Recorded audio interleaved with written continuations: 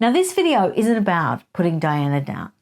The reason why I'm revisiting these things is I'm really interested to see just how much pressure she was under, just how much she was actually dealing with, and why I think she did change her story and why she felt she had to change her story quite frequently. Now, the reason why I'm revisiting this too is because it was brought to the fore around the time of the Oprah Winfrey interview with Meghan. Because when Meghan told her story and her Great Depression and her feelings of wanting to take drastic steps while she was pregnant with Archie, it sort of brought all this up for everyone. Everyone was saying, well, look, it's just like Diana. It's just like what happened to Diana. And those that weren't supportive and were more cynical were saying, well, she obviously read about Diana and she thought this would make a great dramatic story. I don't really feel the need to sort of believe or disbelieve that one. I just find it's really interesting that it dragged all this back up. And then when I looked into it, I was fascinated to see how many layers there are in the Diana and the Stairs story. So let's go to the story. In January 1982, the then Prince Charles and Princess Diana are having this absolutely huge Barney. They're having it on the landing on the top of some stairs.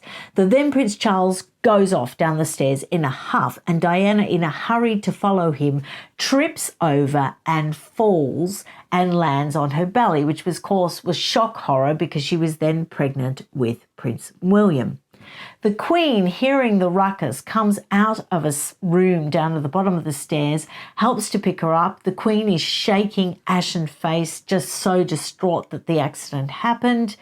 And Diana then tells a person that works for her that she trusted very soon after the incident that she just tripped. They were having a big argument. She was running after Charles and she tripped.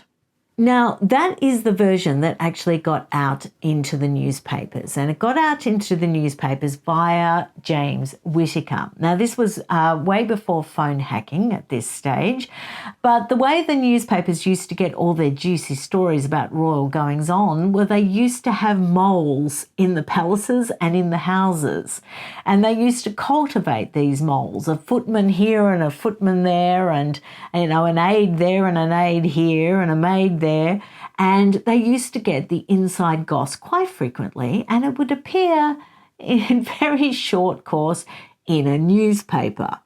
Now, this is what James Whittaker said about that argument. That there was a bitter argument is not in doubt. That detail was part of the original story supplied to The Sun. The paper decided not to ignore it. Their informant, a royal servant, had seen the argument and then saw Diana trip and stumble down 3 steps before holding on to the banister. The Sun's informant added that Charles had stayed with Diana until a doctor arrived to pronounce that no harm had been done. Now, later on in the 1990s, Joseph Sanders, a close friend of Diana's, says that she told him she slipped and that there was no suicide attempt. So I've told you James Whittaker's version of events.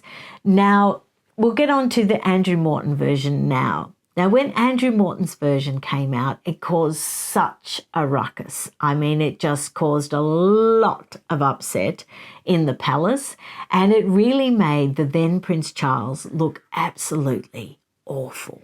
So a direct quote from the Andrew Morton book was this: I threw myself down the stairs. Charles said I was crying wolf, and I said I felt so desperate, and I was crying my eyes out, and he said, I'm not going to listen. You're always doing this to me. I'm going riding now. So I threw myself down the stairs.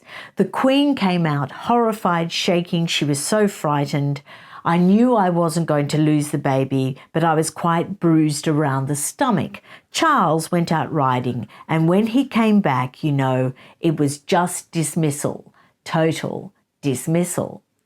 Now, it's interesting that when Morton actually sent the proofs to Diana for her final approval, she wanted Andrew Morton to change the Queen to the Queen Mother. She didn't want to have the Queen coming out the door shaken and ashen-faced. And a lot of people have since said that it was probably because she thought that saying the Queen was there in this, I think, concocted story or exaggerated story, she thought that might be a bit dangerous, a bridge too far. So she turned it into the Queen Mother because she knew the Queen Mother would never say anything to the contrary. Now we're going to go to 1994. So you've got the Andrew Morton book coming out in 1992. You've got Diana wanting to change it from the Queen to the Queen Mother. Then in 1994, an extraordinary thing happened. Jonathan Dimbleby actually gave some credence to the Andrew Morton version of Diana falling down the stairs. And he even offered an explanation of why it could have happened. And he explained the then Prince Charles' frustration, and that would be why they had this furious argument. Well, that only served to solidify in everyone's mind that Diana's version was actually accurate.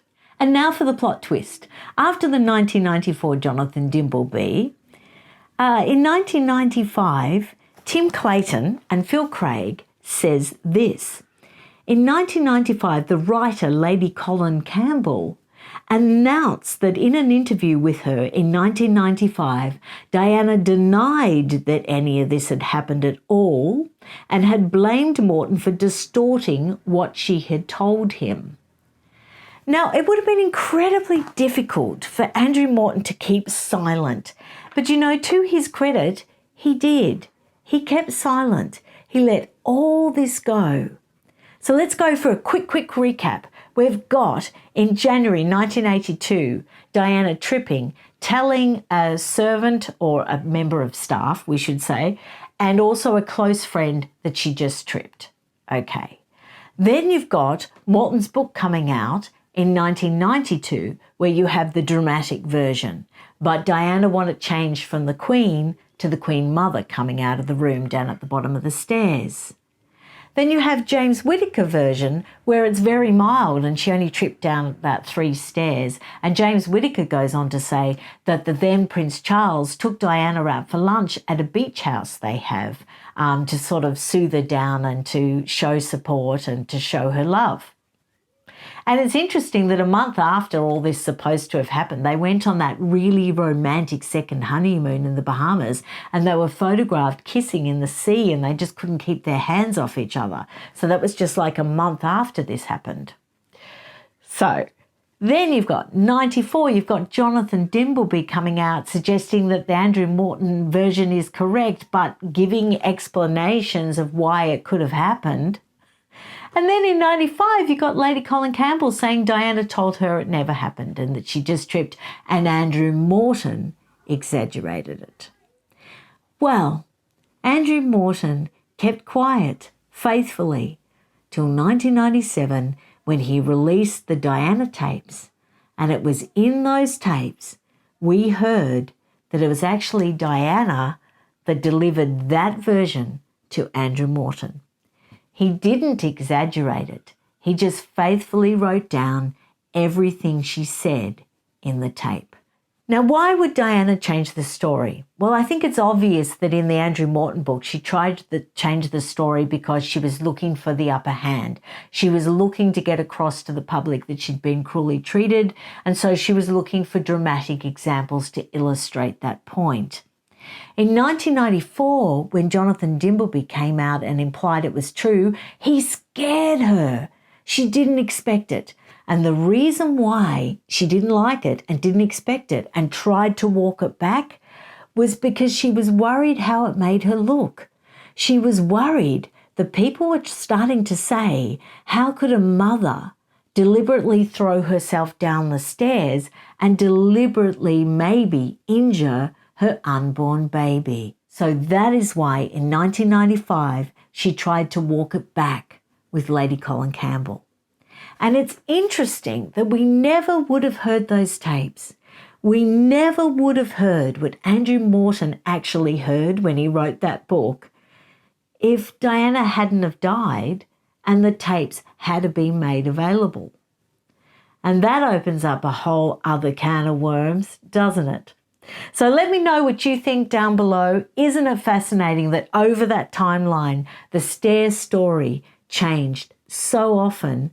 And isn't it interesting that the person that changed her story 3 times was Diana herself? Let me know what you think, and I can't wait to see you again. Bye.